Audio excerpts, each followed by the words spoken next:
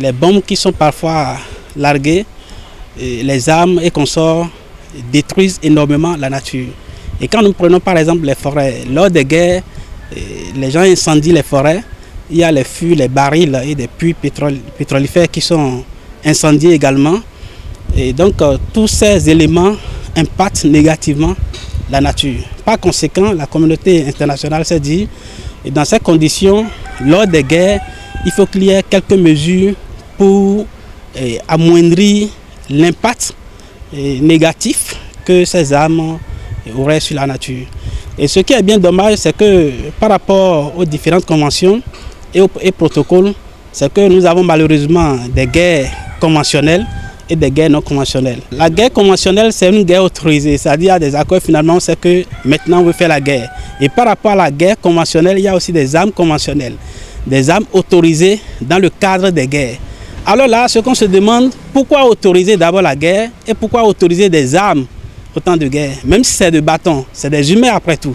Maintenant, la journée spécialement fait allusion à l'impact que ces armes, différentes armes, ont sur l'environnement. Et aujourd'hui, vous allez dans certaines localités, et les herbes peinent à pousser. Ça veut dire que ces armes, parfois, ont un impact très négatif sur les végétaux et en dehors des hommes, ça veut dire. Si je prends le cas des bombes, ce sont des armes non réglementaires. Si je prends le cas des missiles balistiques intercontinentaux, ce sont aussi des armes non réglementaires. Donc, ce que nous allons comprendre, que l'arme soit réglementaire ou non, ça a d'impact.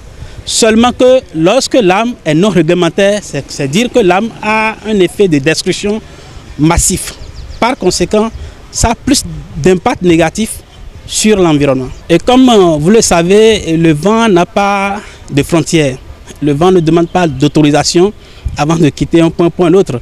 Ça veut dire quoi? Ça veut dire que ce qui se passe dans un pays voisin, le vent entraîne ces éléments chimiques dans les autres pays. Donc l'essentiel, c'est de prier pour qu'il n'y ait pas de la guerre dans le monde entier. Et là où il y a déjà la guerre, c'est d'œuvrer pour qu'il y ait cessation de guerre.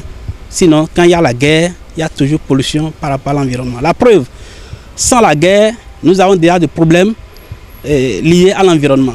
Nous avons pas mal de problèmes par rapport à l'environnement sans la guerre. Quand il y aura la guerre, qu'est-ce qui va se passer? Je prends un exemple très simple. Prenez le cas de Cotonou par exemple. Tout ce que nous avons comme problèmes environnementaux, vous imaginez, et quand il y aura la guerre, il faut maîtriser la psychologie d'abord de la guerre elle-même, maîtriser la psychologie des guerriers, des soldats, et maîtriser la psychologie des chefs de guerre pour comprendre qu'en temps de guerre, en réalité, il ne peut pas avoir de préservation de la nature.